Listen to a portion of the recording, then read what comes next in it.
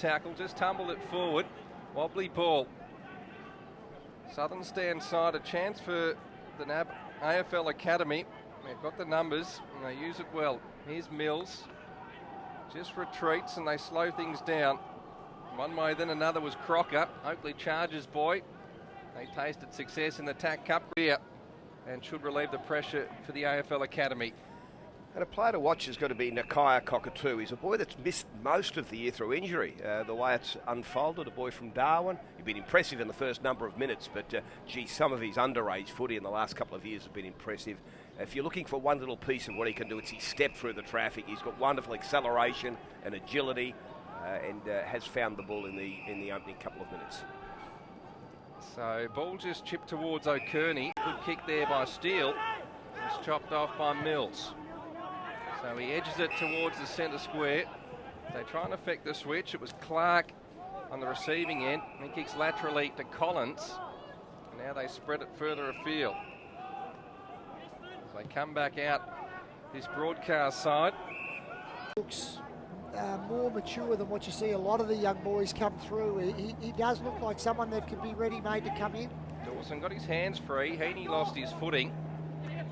But in numbers they prevail. Hislop works his way into space, finds the footy to McGuinness.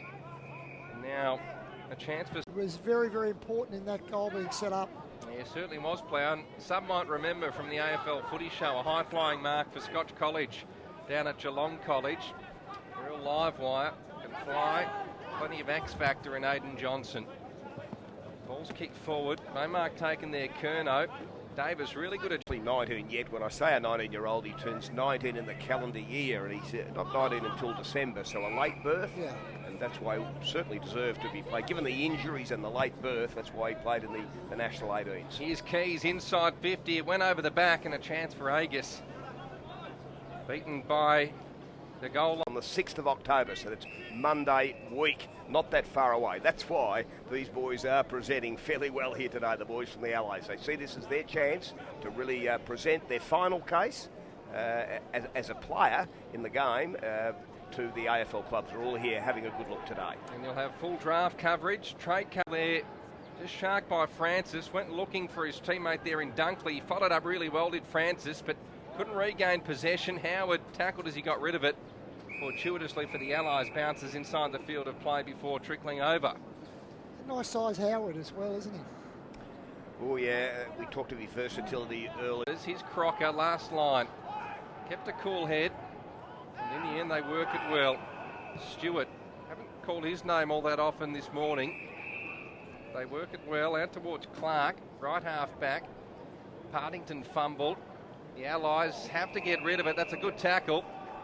Perhaps one last roll of the dice. 30 seconds and counting here for the Academy boys. Ben Keys tucks it under his arm, then runs through the centre, delivers well towards half forward, and Ballick at the paint of 50 took it towards Davis. Could have just about been held. Once again though, Plough, you've been all over Wiedering. Really good body on body stuff. Good closing speed too. And O'Kearney, the one-step kick into Dunkley, and now Stewart looks to kick a raking ball towards that southern side. Did really well. Open forward line. Heaney, Howard on the lead. Has to accept on the bounce. Like the handball off to McGuinness. One way, then another. Tried to exchange there with Howard. In the end, they've coughed it up. A chance for the AFL Academy boys to repel, although Clark's kick was hurried. Interesting option. Ball on the deck. Davis went through solidly. Well done. Point lead to the Allies. 4 goals, 8 never helps. Tristan? It doesn't. They've squandered a few gettable opportunities too. Here's a chance. Clark, one way, then another. They need a mark. Almost got one too. Argus perhaps could have done better there. Heaney did well. Burrowed through. Now Jackson. Spearing ball found the big man Davis. Medium midfielder from Tassie, Caleb Hislop. Brother of Tom, if you think the name's familiar. Tom played with Richmond and Essendon. As Clark through a tight passage, spins it towards the hot spot. No mark taken. McDonald will be there to trap this first, you'd think, although Foot attacked it strongly. Did really well, lost his footing but kept a cool head. as part of the NAB AFL Academy program, and they loved him. Yeah. They loved his influence around the group. They loved the way he trained. They loved the way he just was around the club. So obviously creates a really good impression. Breakout speed from North Melbourne, I'm not surprised. He'll be on an AFL list next year. Yes, they will hear his name read out. As the AFL Academy are left to just fight this game out.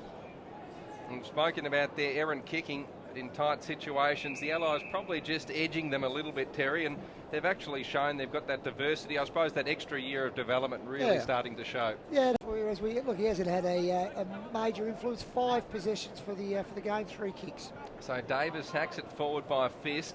Parsons going to ground, could have been clipped tight. In the end, Clark gathers, kicks forward. Ballick's been lively, particularly in this second half. Will draw his opponent. Feed the handball over the top to Matheson, who looks up ahead, down, trying to do the roving. Once again, Jackson linking with Jones, and they've been really cohesive back there, as Terry pointed out moments ago.